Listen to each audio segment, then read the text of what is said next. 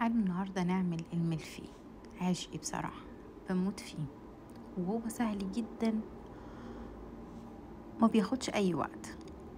تعالوا نجيب عجينة الملفيه ونقطعها قطع متساوية على قد ما تقدروا. يعني في مسطرة تقدروا تقيسوا بيها اوكي، ما فيش على قد ما تقدري تقطعي قطع متساوية، طبعا قطع مستطيلية.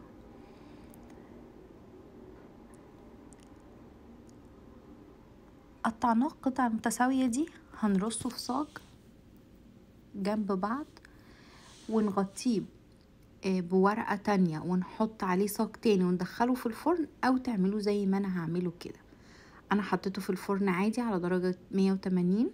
تعالوا نعمل الباستري كريم دلوقتي. 4 بيضات، ربع كوباية نشا، ربع كوباية سكر، كوبايتين حليب. هقلب كل ده على البارد الاول. طبعا زي ما احنا عارفين اي حاجة فيها نشا لازم نقلبها الاول على البارد، وبعد كده هرجع احطها على النار لغاية ما يتقل قوامها كده. وبعد كده انزل عليها بمعلقة زبدة كبيرة وهي سخنة طبعا عشان تسيح معاها الزبدة. رشة فانيليا صغيرة عشان تدينا طبعا تيست وريحة.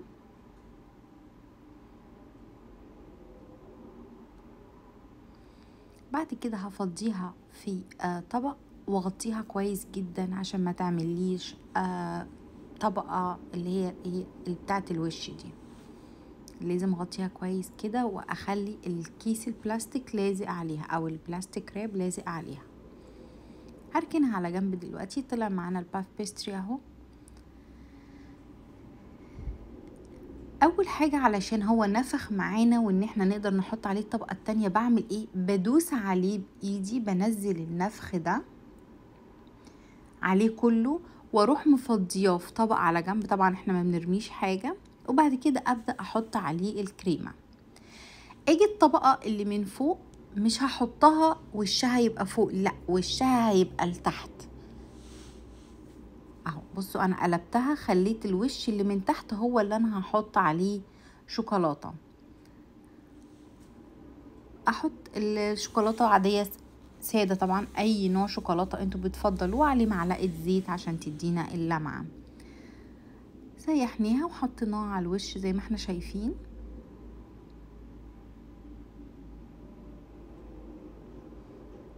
بس المفروض لما تكسروا الوش تنزلوه تفضوه في طبق تاني على جنب قبل ما تقلبوها على التانية.